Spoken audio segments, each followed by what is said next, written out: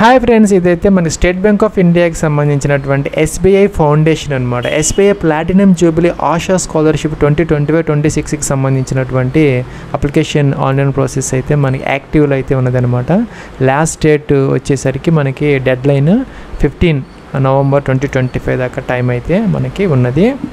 Friends, ఈ scheme కింద ఎవరైతే స్టూడెంట్స్ ఉన్నారో 9th నుంచి ఇంటర్మీడియట్ మధ్య చదువుకుంటున్న వాళ్ళకి సంవత్సరానికి 15,000 రూపీస్ స్కాలర్షిప్ అయితే ఇవ్వడం జరుగుతుంది. అలాగే కనుక అండర్ గ్రాడ్యుయేషన్ అంటే డిగ్రీ లేదంటే డిప్లొమా లాంటి కోర్సెస్ చేస్తున్న వాళ్ళకి సంవత్సరానికి 75,000 రూపీస్ అయితే ఇవ్వడం జరుగుతుంది. ఇంకా పీజీ ఎవరైతే చేస్తున్నారో మాస్టర్స్ డిగ్రీ అనమాట, వాళ్ళకి సంవత్సరానికి 2,50,000 రూపీస్ అయితే ఇవ్వడం జరుగుతుంది. అదే మెడికల్ స్టడీ చేస్తున్న వాళ్ళకి 4,50,000 రూపీస్, ఐఐటీస్లో చదువుతున్న వాళ్ళకి 2 lakhs, అలాగే ఐఐఎమ్స్లో చదువుతున్న వాళ్ళకి 5 lakhs, అలాగే ఓవర్సీస్లో చదువుతున్న వాళ్ళకి ఒక 20 lakhs వరకు కూడా ఈ స్కాలర్షిప్ అయితే ఇవ్వడం జరుగుతుంది.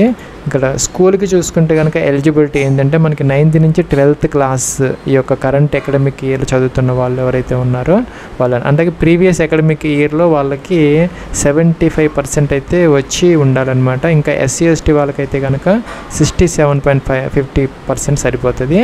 మామూలు జనరల్ క్యాండిడేట్స్కి మాత్రం 75% అనేది రావాలి. సిజిపిఏ సిస్టంలో ఉంటే కనుక ఎస్సీ ఎస్టీ వాళ్ళకి సంబంధించి 6.3 అనమాట. వీళ్ళకైతే కనుక 7 అనేది సిజిపిఏ తప్పనిసరిగా అయితే వచ్చి ఉండాలి. ఇది మనకి ప్రీవియస్ అకాడమిక్ ఇయర్ అనమాట. సపోజ్ మీరు కనుక ఇప్పుడు 10th క్లాస్ మీద అప్లై చేస్తామంటే ప్రీవియస్ క్లాస్ 9th కాబట్టి 9th క్లాస్లో మీకు 75% ఉండాలి. ఎస్సీ ఎస్టీ వాళ్ళకైతే 67.5% అయితే తప్పనిసరిగా వచ్చి ఉండాలి. అలాగే ఫ్యామిలీ ఇన్కమ్ అనమాట 3 lakhs అంతకన్నా తక్కువ ఉన్న వాళ్ళు మాత్రమే దీనికి ఎలిజిబుల్ అయితే అవుతారు. ఉన్నటువంటి స్కాలర్షిప్స్లో ఒక సగభాగం ఏంటంటే మన ఫీమేల్ క్యాండిడేట్స్కి అలాట్ చేయడం జరుగుతుంది. 50% slots are reserved for female students అనమాట. ఇంకా కూడా 50% అనేది ఎస్సీ ఎస్టీ వాళ్ళకి ఇవ్వడం జరుగుతుంది. వాటి 25% ఎస్సీకి 25% ఎస్టీకి అనేది కేటాయించడం జరుగుతుంది. అలాగే చూసుకుంటే కనుక యూజీ అంటే అండర్ గ్రాడ్యుయేట్ అనమాట, అంటే ఇంటర్మీడియట్ తర్వాత డిగ్రీ చదువుతున్న వాళ్ళు ఎవరైతే ఉన్నారో వాళ్ళ కోసం అనమాట ఇవి. ఫ్రెండ్స్, ఈ డిగ్రీ లేదంటే ఈ యొక్క అండర్ గ్రాడ్యుయేట్ కోర్సెస్ ఎవరైతే ఉన్నారో NIRF ర్యాంకింగ్స్లో ఉన్నటువంటి 300 ఇన్స్టిట్యూట్స్లో చదువుకున్నటువంటి యొక్క ప్రీమియర్ యూనివర్సిటీస్ కాలేజెస్లో చదువుతున్నటువంటి స్టూడెంట్స్కి ఇది అప్లికబుల్ అయితే అవుతుంది అనమాట. ఇంకా కూడాను వీళ్ళకైతే ప్రీవియస్ అకాడమిక్ ఇయర్లో 75% వచ్చి ఉండాలి, లేదంటే 7 CGPA అయితే ఉండాలన్నమాట. ఎస్సీ ఎస్టీ అయితే కనుక 67.5% సరిపోతుంది. అలాగే CGPA అయితే 6.3 అనేది ఎస్సీ ఎస్టీ వాళ్ళ కోసం అనమాట. ఇంకా కూడా మనకి యాన్యువల్ ఇన్కమ్ అనేది అండర్ గ్రాడ్యుయేట్స్కి ఫ్యామిలీ ఇన్కమ్ 6 lakhs అంతకన్నా తక్కువ అయితే ఉండాలన్నమాట. ఇంకా ఫీమేల్ క్యాండిడేట్స్కి ఎస్సీ ఎస్టీ క్యాండిడేట్స్కి 50% స్లాట్స్ అనేవి అలాట్ అయితే చేయటం జరుగుతుంది అనమాట. ఇంకా పీజీ కోర్సు కూడాను మనకి NIRF ర్యాంకింగ్స్లో ఉన్నటువంటి ఆ యొక్క కాలేజెస్ యూనివర్సిటీస్ ప్రీమియర్ ఇన్స్టిట్యూషన్స్లో 300 ఇన్స్టిట్యూషన్స్లో ఏదో ఒక దాన్ని చదువుకుంటూ ఉండాలన్నమాట. ప్రీవియస్ అకాడమిక్ ఇయర్లో 75% ఇది అనేది కామన్. ఇంకా 6 lakhs ఇన్కమ్ ఫ్యామిలీ ఇన్కమ్ అందుకని తక్కువ అయితే ఉండాలి. మిగతా అన్నీ కూడా కామన్ అనమాట. ఇంకా మెడికల్ వాళ్ళకు కూడాను సేమ్ పర్సంటేజ్ 6 lakh ఇన్కమ్ అనేది అప్లికబుల్ అయితే అవుతుంది అనమాట. అలాగే IIT IIMs కూడాను సేమ్ అనేది ఇక్కడ అప్లికబుల్ అయితే అవుతుంది. ఇంకా అప్లికేషన్ ఆన్లైన్ ప్రాసెస్కి సంబంధించి ఇక్కడ లింక్ అయితే ఇచ్చారనమాట. ఇక్కడ చూసుకుంటే మీరు మొదట రిజిస్టర్ అవ్వాలి, తర్వాత అప్లికేషన్ అయితే చేసుకోవాలన్నమాట. మొదటైతే రిజిస్టర్ అవ్వాలి. ప్లస్ మొదటైతే అకౌంట్ క్రియేట్ చేసుకోవాలన్నమాట. ఫస్ట్ నేమ్ లాస్ట్ నేమ్ ఇక్కడ ఎంటర్ చేసుకోవాలన్నమాట. సపోజ్ మీ నేమ్ ఇలా ఉంటే కనుక మొదట సర్ నేమ్ కానీ లేకపోతే ఫుల్ నేమ్ ఎలా అయినా ఎంటర్ అయితే చేసుకోవచ్చు.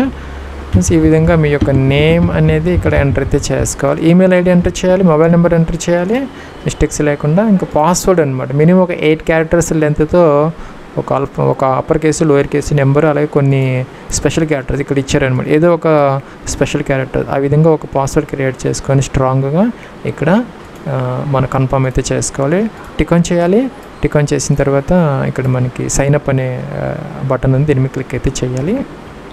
ఫ్రెండ్స్, మనం అక్కడ ఇచ్చినటువంటి రిజిస్టర్డ్ మొబైల్ నెంబర్కి ఒక OTP వస్తుంది అనమాట. 6 digit OTP నెంబర్ ఇక్కడ ఎంటర్ అయితే చేసుకోవాలి. తర్వాత సబ్మిట్ అయితే చేయాలి.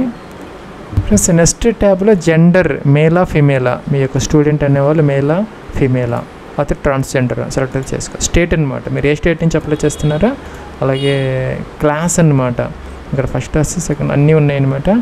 ఐటీఐ ఉంది, పాలిటెక్నిక్ డిప్లొమా కూడా ఉంది, ఇంటర్మీడియట్ కూడా ఉంది, వొకేషనల్ కోర్సెస్ ఉన్నాయి, కోచింగ్ కోర్సెస్ ఉన్నాయి, గ్రాడ్యుయేషన్, పోస్ట్ గ్రాడ్యుయేషన్, అలాగే పిహెచ్డి, పోస్ట్ డాక్టరేట్. మీరు దేని మీద బేస్కి అప్లై చేస్తున్నారు అనేది సపోజ్ ఈ విధంగా అనమాట. 10th క్లాస్ ఇంటర్మీడియట్ ఏంటనేది అంటే సెలెక్ట్ అయితే చేసుకోవాలన్నమాట.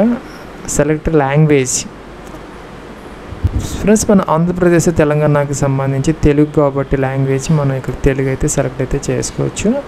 అట్లాగే వేరే లాంగ్వేజ్ కూడా మీరు ఆప్షన్స్ ఉన్నాయన్నమాట, అది కూడా సెలెక్ట్ అయితే చేసుకోవచ్చు. ఇంగ్లీషు అవి కూడాను అంటే మల్టిపుల్ ఆప్షన్స్ అనేది మనం ఇచ్చుకునే అవకాశం అయితే ఉంటుంది అనమాట. తెలుగు, ఇంగ్లీషు, హిందీ కూడా కావాలంటే హిందీ కూడా ఇవ్వచ్చు. లేకపోతే మీకు కావాల్సింది అలాగే ఇక పీడబ్ల్యూ క్యాండిడేట్స్ ఎవరైనా ఉంటే ఎస్ పెట్టుకోవాలి, లేకపోతే నో మీద క్లిక్ చేయాలి, అప్డేట్ అనాలి. ఫ్రెండ్స్ ఇక్కడ యూ హ్యావ్ సక్సెస్ఫుల్ రిజిస్టర్ అని వచ్చింది. సో మరి రిజిస్టర్ అయితే అయ్యాము. మనకైతే ఇది తర్వాత చేంజ్ చేసుకునే అవకాశం అయితే ఉండదు అనమాట, ఎందుకంటే మన ఎడిట్ ఆప్షన్ అనేది ఉండదు. తర్వాత ఫ్రెండ్స్ ఇక్కడ ఆటోమేటిక్గా లాగిన్ అయింది అనమాట. మనం డైరెక్ట్గా స్టార్ట్ అప్లికేషన్కి వెళ్ళొచ్చు. ఫ్రెండ్స్ నెక్స్ట్ ఇక్కడ ఏంటంటే మన ఆధార్ కన్సెంట్ అయితే ఇవ్వాలన్నమాట, అంటే ఆధార్ వెరిఫై అయితే చేసుకోవాలి. అలాగే మీకు డిజిలాకర్ అకౌంట్ అయితే ఉండాలన్నమాట, లేకపోతే ఫ్రీగా క్రియేట్ చేసుకొని మీకున్నటువంటి డాక్యుమెంట్స్ అన్నీ కూడా దాంట్లో అప్లోడ్ చేస్తే వీళ్ళకి యాక్సెస్ అయితే వస్తాయి. దానికోసం మనం ఇక్కడ ఆధార్ అనేది వెరిఫై అయితే తప్పనిసరిగా అయితే అందరు క్యాండిడేట్స్ చేసుకోవాలి. ఫ్రెండ్స్ ఇలాగైతే వచ్చిందనమాట. డిజిలాకర్ అకౌంట్ డైరెక్ట్గా ఓపెన్ అయిపోయింది సైన్అప్ కోసం అనమాట. సో ఇక్కడ మీ ఆధార్ కార్డ్ నెంబర్ ఎంటర్ చేసి నెక్స్ట్ అనాలి. ప్లస్ నాకైతే అకౌంట్ ఉంది కాబట్టి డైరెక్ట్గా నాకు ఆ యొక్క రిజిస్టర్డ్ మొబైల్ నెంబర్కి ఓటీపీ వచ్చింది, ఎంటర్ చేసి సబ్మిట్ అనొచ్చు. ప్లస్ తర్వాత మనకి 6 డిజిట్ సెక్యూరిటీ పిన్ ఉంటుంది అనమాట, మనం క్రియేట్ చేసుకొని పెట్టుకోండి. ఒకవేళ మర్చిపోతే కనుక మీరు దాన్ని ఫర్గాట్ మై పిన్ అని తీసుకొని చేసుకోవచ్చు అనమాట.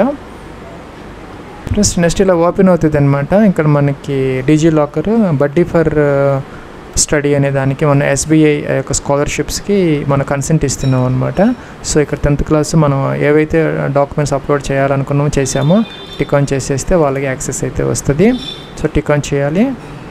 అలాగే కిందకు వచ్చేసి ఎలో అనే బటన్ ఉంటుంది అనమాట, దీని మీద క్లిక్ అయితే చేయాలి. మరి ఈ యొక్క కన్సెంట్ అనేది వీళ్ళకి 9th November 2025 వరకు మాత్రమే కన్సెంట్ ఉంటుంది. తర్వాత వీళ్ళకి ఏమీ మన డాక్యుమెంట్స్ని వీళ్ళు ఎవరు కూడాను యాక్సెస్ చేయలేరు అనమాట. ఈ ఎస్బీఐ వాళ్ళు 9th November వరకు మాత్రమే మనం ఒక కన్సెంట్ అయితే ఇవ్వడం జరుగుతుంది. ఎలా అనాలి?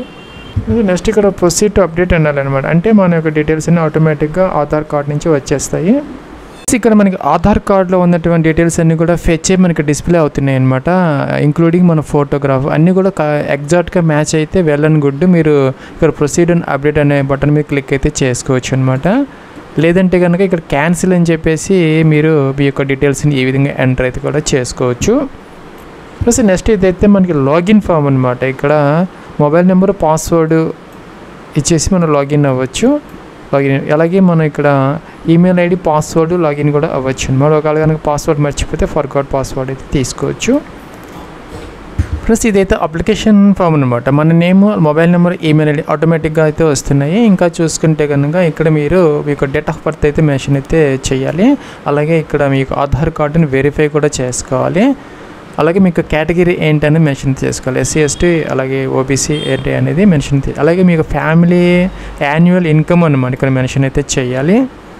ప్లస్ అలాగే మీ యొక్క వాట్సాప్ నెంబర్ కూడా ఇక్కడ మెన్షన్ అయితే చేసుకోవాలి. అలాగే పీడబ్ల్యూడీ క్యాండిడేట్స్ ఎవరైనా ఉంటే ఇక్కడ ఎస్ పెట్టుకోవాలి. అలాగే పేరెంటల్ స్టేటస్ మీ యొక్క పేరెంట్స్ అంటే స్టూడెంట్ యొక్క పేరెంట్ యొక్క స్టేటస్ అయితే మెన్షన్ అయితే చేసుకోవాలి. ప్లస్ అలాగే మీ యొక్క పర్మనెంట్ అడ్రస్ ఇక్కడ మెన్షన్ అయితే చేసుకోవాలి, అంటే door number, flat number, complete address, district, అలాగే అన్ని డిస్ట్రిక్ట్, అలాగే పిన్ కోడ్ మెన్షన్ చేయాలి. అలాగే సిబ్లింగ్స్ అనమాట, ఆ యొక్క స్టూడెంట్ యొక్క సిబ్లింగ్స్, బ్రదర్స్ అండ్ సిస్టర్స్ ఎవరైతే ఉన్నారో వాళ్ళ డీటెయిల్స్. ఇంకా కరస్పాండెన్స్ అడ్రస్ సేమ్ అయితే టిక్ ఆన్ చేసి సరిపోతుంది, లేకపోతే ఈ యొక్క అడ్రస్ అన్నీ కూడాను అదే విధంగా మెన్షన్ అయితే చేసుకోవాలి. ప్లస్ దాంతో అయిపోలేదు, ఇంకా ఎడ్యుకేషనల్ డీటెయిల్స్ అనమాట. ఎడ్యుకేషన్ డీటెయిల్స్కి సంబంధించి ఈ సంవత్సరం చదువుతున్నటువంటి డీటెయిల్స్, అలాగే ప్రీవియస్ ఇయర్కి సపోజ్ మీరు 10th క్లాస్ అయితే కనుక ప్రీవియస్ ఇయర్ 9th క్లాస్ కాబట్టి దానికి సంబంధించిన డీటెయిల్స్, అలాగే ఫ్యామిలీ మెంబర్ డీటెయిల్స్, అలాగే డాక్యుమెంట్స్ అప్లోడ్ అన్నమాట, ఫోటోగ్రాఫ్, అలాగే అన్ని సర్టిఫికేట్స్, ఆ యొక్క ఫీజు ప్రూఫ్, అలాగే అన్ని డాక్యుమెంట్స్ ఇక్కడ అప్లోడ్. అలాగే రిఫరెన్సెస్ అనమాట. ప్లస్ రిఫరెన్సెస్ అంటే మీకు ఫ్యామిలీ మెంబర్స్ కాకుండా బయట ఎవరన్నా కూడాను స్కూల్ ప్రిన్సిపాల్ కానీ అటువంటి ఒక వాళ్ళ యొక్క రిఫరెన్సెస్ అయితే ఇవ్వాల్సిన అవసరం అయితే. అలాగే బ్యాంక్ డీటెయిల్స్ అనమాట, స్కాలర్షిప్ ఇచ్చేదానికి స్టూడెంట్ది లేదంటే పేరెంట్ది. ఫ్రెండ్స్ ఇంకా కూడా మోర్ అబౌట్ యువర్ సెల్ఫ్ అన్నమాట. ఇంకా ఆ స్టూడెంట్కి సంబంధించిన అచీవ్మెంట్స్ కానీ ఇంకేదైనా చెప్పాలనుకుంటే ఇక్కడ మెన్షన్ అయితే చేసుకో. ఇవన్నీ టిక్ ఆన్ చేయాలన్నమాట. అన్నీ కూడాను డిక్లరేషన్ అన్నీ కూడా కండిషన్స్ అన్నీ కూడాను మనం యాక్సెప్ట్ చేసిన తర్వాత ఇక ప్రివ్యూ ఉంటుంది, అన్నీ చెక్ చేసుకొని ఏదైనా మోడిఫికేషన్స్ ఉంటే చేసుకొని ఫైనల్గా సబ్మిట్ చేసి సరిపోతుంది. ఫీజు అయితే ఎవరికీ లేదనమాట.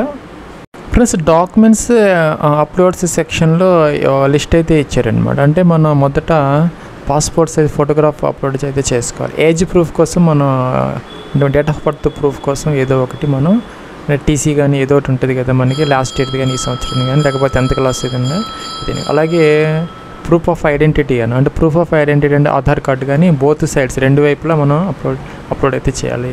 అలాగే 10th class, intermediate, degree, PG మీ దేని మీద అప్లై చేస్తుంటే మీకు ఏవైతే అప్లికబుల్ అవుతాయో అవన్నీ కూడా అప్లోడ్ అయితే చేసుకోవాలి. దాంతోపాటు అడ్మిషన్ లెటర్ అనమాట.